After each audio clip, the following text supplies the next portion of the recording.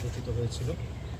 এদিন ভাড়ার সাবেক চেয়ারম্যান এবং তার ক্যাডার বাহিনী শান্তিপূর্ণ বৈষম্য বিরোধী ছাত্র আন্দোলনে যে সকল শিক্ষার্থী অংশগ্রহণ করেছিল তাদের উপর নির্বিচার গুলি চালায় এবং তারই প্রেক্ষিতে 2 জন শিক্ষার্থী মারা যায় এবং পরবর্তীতে 7 জন বিভিন্নভাবে গুলিবিদ্ধ হয়ে আহত হয় এবং তারা চিকিৎসাধীন আছে।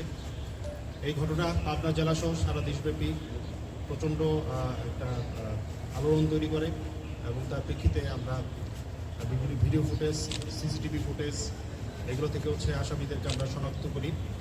পরবর্তীতে গত 8 আগস্ট একটি মামলা হয় পাবনা সদরে এবং গত 30 আগস্ট আরেকটি মামলা হয় এই আহত শিক্ষার্থীদের পক্ষ থেকে এবং তারই অংশ হিসেবে আমরা ইতিমধ্যে আপনারা জানেন আমরা ভাড়ার সাবেক চেয়ারম্যান সাঈদের যে ড্রাইভার ছিলেন সোহেল খান তাকে আমরা ধরেছিলাম এবং তার থেকে আমরা বিভিন্ন ইনফরমেশন পাই, তথ্য পাই এবং তার প্রেক্ষিতে আমরা আমাদের যেই র্যাবের আভিযানিক প্রক্রিয়া এটা চলমান ছিল এবং বিভিন্ন টেকনোলজির মাধ্যমে সোর্সিংয়ের মাধ্যমে আমরা তাদের আরও শনাক্ত করি এবং তাদের খোঁজা অব্যাহত থাকে।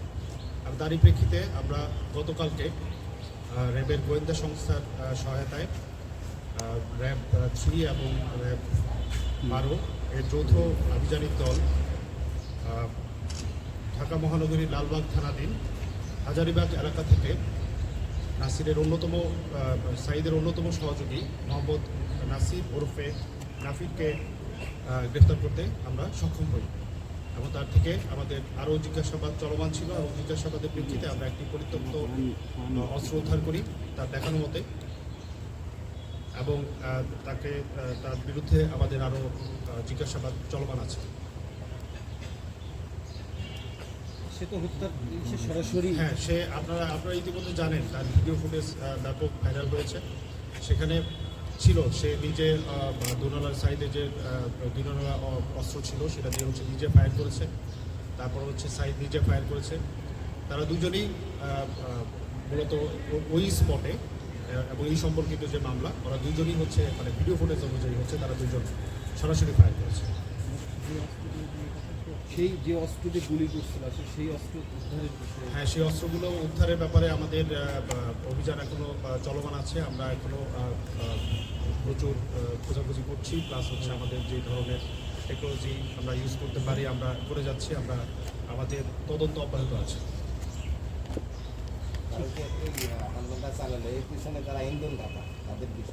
হ্যাঁ, যারা ইন্ধনদাতা মানে ব্যাকগ্রাউন্ডে যারা ছিল সবাইকেই আমাদের নজরদারিতে আছে।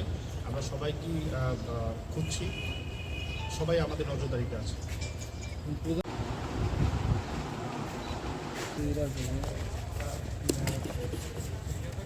এটা সামনে আসেন,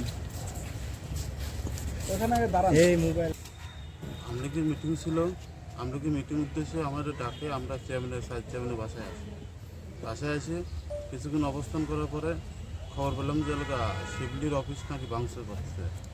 তো ওখানে কিছুক্ষণ দাঁড়ায় রইলাম। দাঁড়ায় থাকার পরে এমপি সাহেবের সাথে কথা বলার পরে চেয়ারম্যান আবার ওই দিক দিয়ে রওনা দিলেন, কষাইপট্টিতে রওনা দিলে কষাইপট্টির মোড় পার হয়ে যায় সেটাই ছেলেপেলে চেয়ারম্যান গাড়ির দিকে গেছে। আগে আসার পরে চেয়ারম্যান গাড়ি ঠেকা দিয়ে নেবে ছেড়ে শাহনুল ফায়ার করেন। আমরা স্যার ফায়ার করছি। স্যার অনেকে তো অনেক লোক ছিল।